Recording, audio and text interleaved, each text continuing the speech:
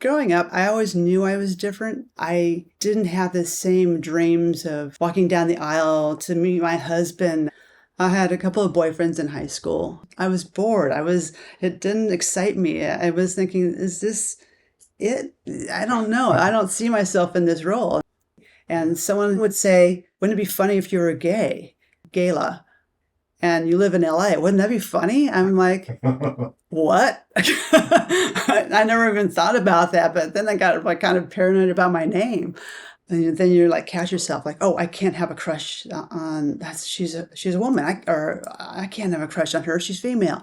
But it was, I never had that feeling with a guy, with a male teacher. I did feel that real kind of paranoia. What if somebody finds out what I'm thinking or feeling? And this big drama that kind of builds up in your mind about what would happen if. And you come out and you're like, oh, the world's still here. The thing exploded. The world is still revolving. I'm still here. I think you go, okay, this feels okay. I can make it through this. I was 19 and I was playing in a band. The lead singer was singing and I loved her voice. I loved looking at her. I loved hearing her. And it just kind of, love happened to me. Oh my God, I was kind of freaked out because you're thinking, oh, I can't be gay. That just can't happen. But it did. But it didn't define my sexuality. It just clarified it for me. And knowing that my differences is just a part of who I am and just made me who I am. There was the thrill of going to the clubs for the first time on Santa Monica Boulevard. There was a club called Peanuts. Of course, you have to have the worst fake ID ever. And the guys were like, look at my ID and look at me like, nah. Like, oh, like, get out of here. But it was when you get in there and get into the club and you felt home. You have these women and they're just gorgeous and they're just having so much fun. And I just love being there. And it's kind of sad now to think that those clubs aren't there anymore. The Peanuts, and there was also the Palms right down the street. So if you didn't go to one club, you were at the other club. At some point, we'd stay until they kicked us out, and then we'd go have breakfast over at Norm's Cafe on Sunset Boulevard. And I'm just thinking about those times. It was just so much fun. I mean, we just had a gas just being ourselves, and it made me feel alive. It made me feel that, okay, I'm okay. I was coming home at like 3 or 4 o'clock in the morning. I looked like shit. I was partying way too much.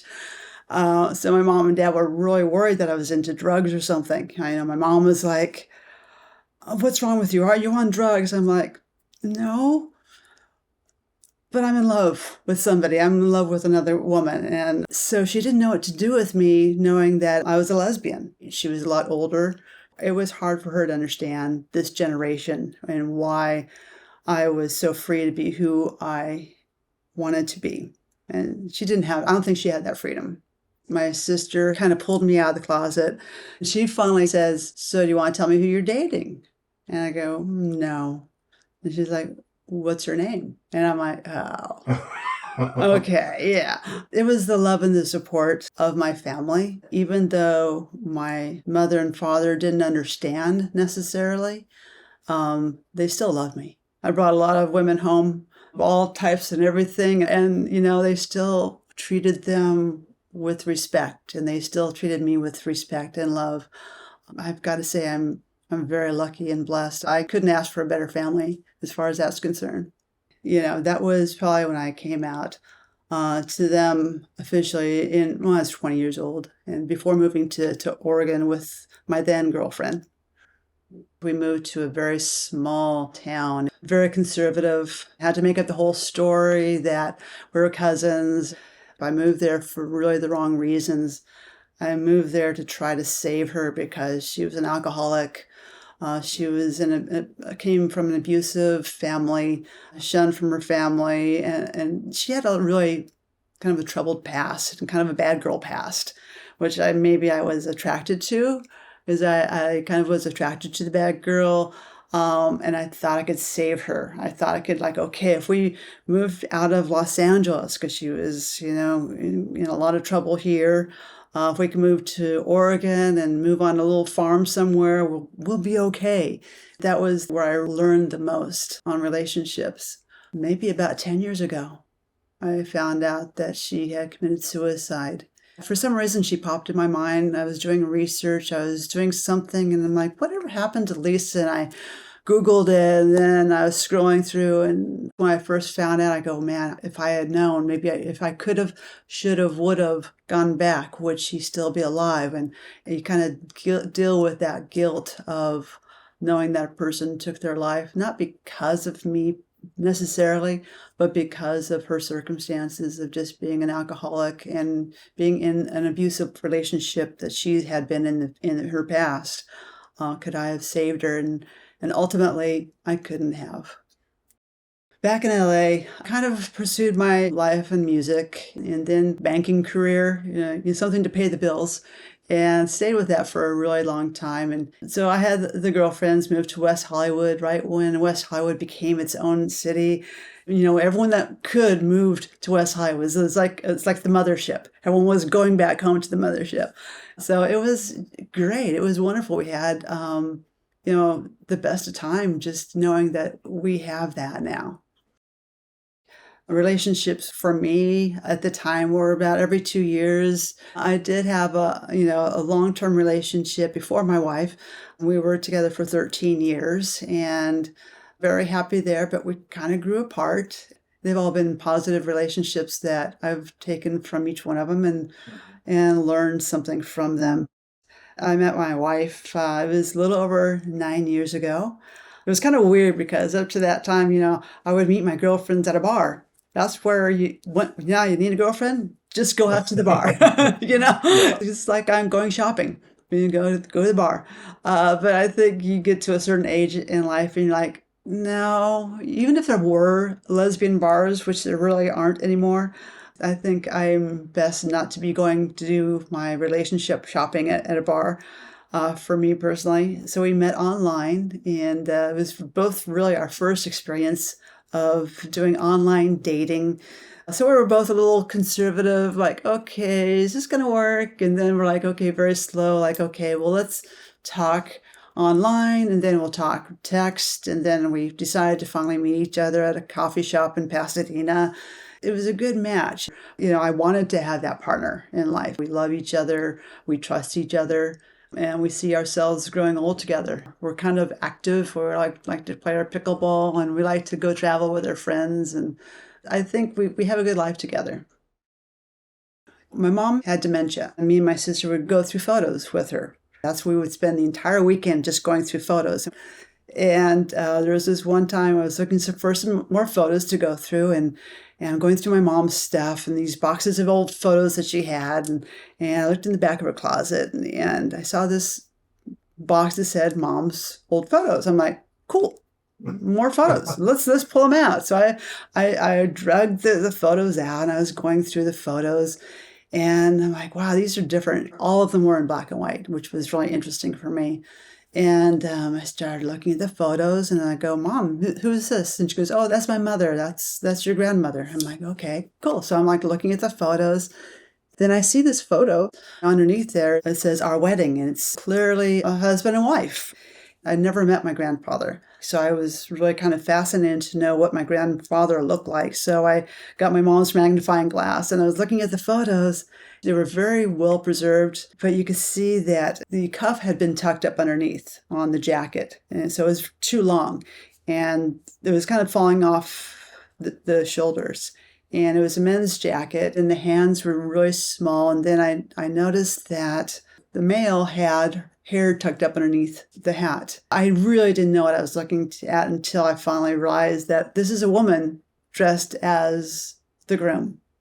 Just got the chills now just thinking about the fact that I found this. And, up to that point, I thought I was the only queer person in my family. It's a very small family, very loving family, but I felt not alone anymore. I just felt so seen, and I felt so validated of who I was as a lesbian, because it wasn't just me as my grandmother. She's standing right next to another woman that's dressed as a man, and underneath the photos it says our wedding. The photos were anywhere from 1910 up until about 1922 on their farm in Wisconsin. Putting myself in my grandmother's position by the fact that it was 1915. There were people that were put into mental institutions for gay sex or for anything that was considered non-conformist or anything that, they considered at that point deviant behavior. And so there was crimes that people would be charged with for just finding these photos. So it was dangerous for these photos to have been kept. There were photos of her and my grandfather's wedding. That was in 1921. So I knew that the relation she had with the person standing next to her, the woman, was taken in 1915. So that was considerably much sooner than she did with my grandfather. So I knew that there was a clear separation of time. So I just started taking all the pictures out of the box and just started going through each one of them with a magnifying glass and identifying them. There was probably about 15 pictures of women that were dressed in men's clothing. I couldn't imagine that this was happening. I was seeing what I was seeing and experiencing what I was experiencing at the same time. It was kind of like this out-of-body experience where you just feel that this can't be your life because you thought you had your life all figured out by now. You were the one lesbian in the family, that was it, and you had it all figured out until everything changes and you realize, okay, I'm not the only one that loved the way I loved. What I wanted to do is find out, who are these women? I've got to know who this person was that was standing next to my grandmother, that they were in a relationship with, that they considered this their wedding. It took me a long time to figure out who that was. There was one photo, her and this other woman sitting in a barrel dressed as the groom. She put underneath that Ella and me. And now I need to find out who Ella is because I want to find out who she is. I want to know where did she go? What happened to her? So I started doing research and reading newspaper articles from the early 1900s. So I would go back to Amherst, Wisconsin newspaper articles.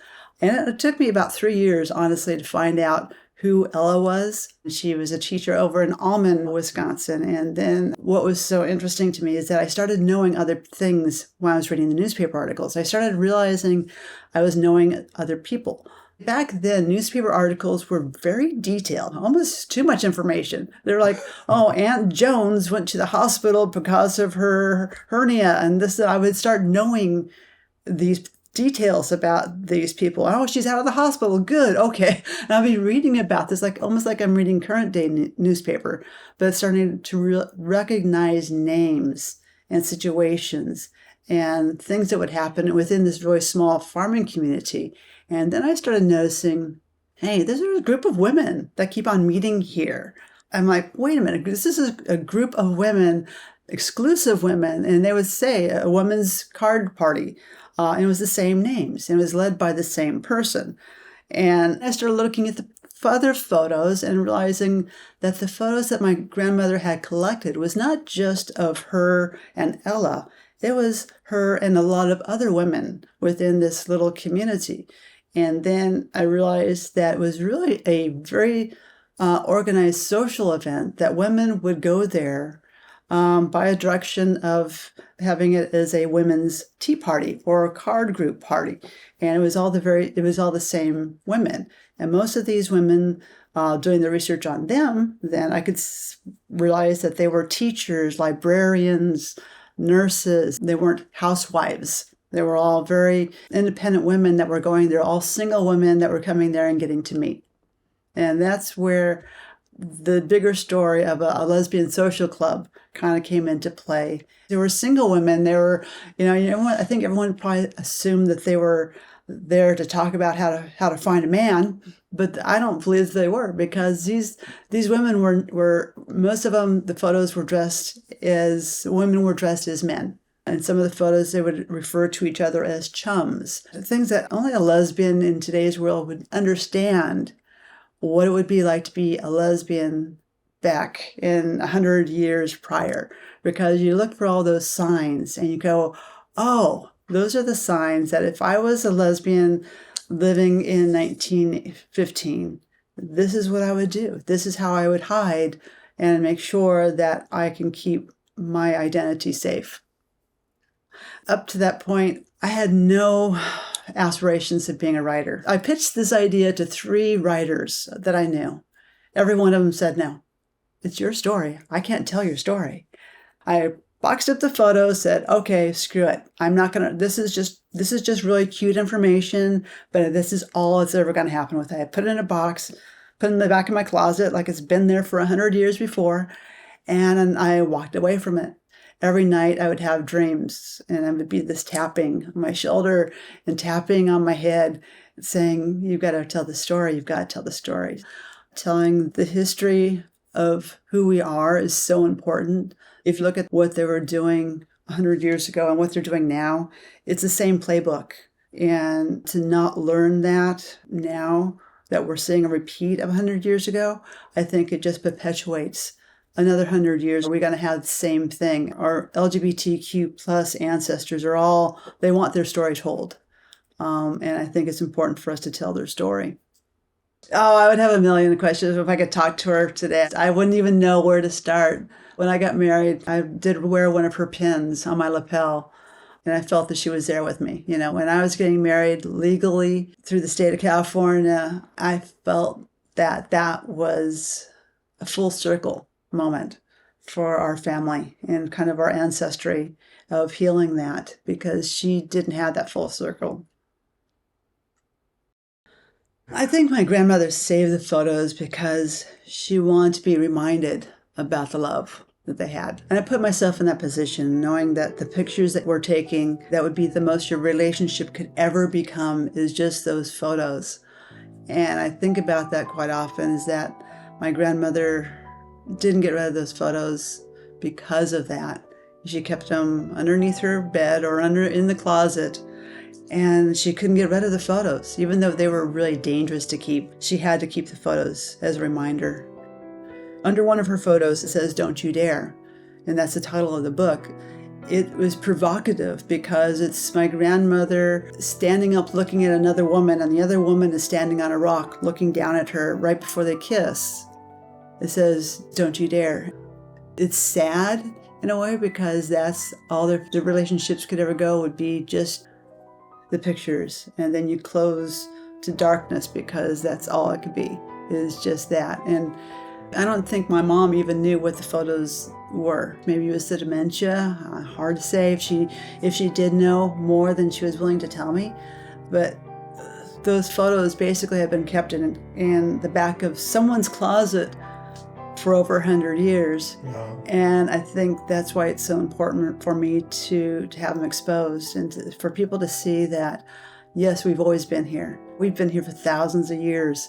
It's just that we never had the proof and we never had the photos to show, but we've always been here. And that's why we do what we do, is because we want to keep our history going.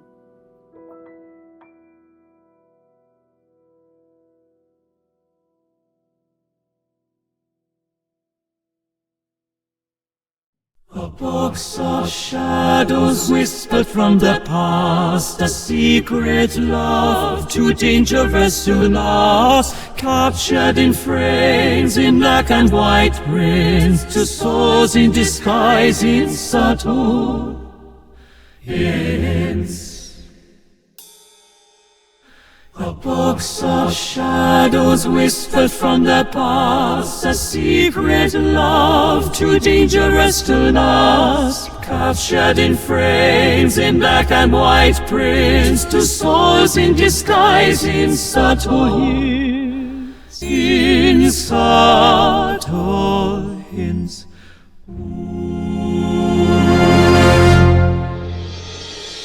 Don't you dare let the music fade. Don't you dare hide the love they made. A silent dream, once locked away, now shining bright in the light of day. Don't you dare let the music fade. Don't you dare hide the love they made. A silent dream, once locked away, now shining bright in the light of day. Don't you dare let their music fade. tree. Don't you dare hide the love they made. A silent dream once locked away, now shining bright in the light of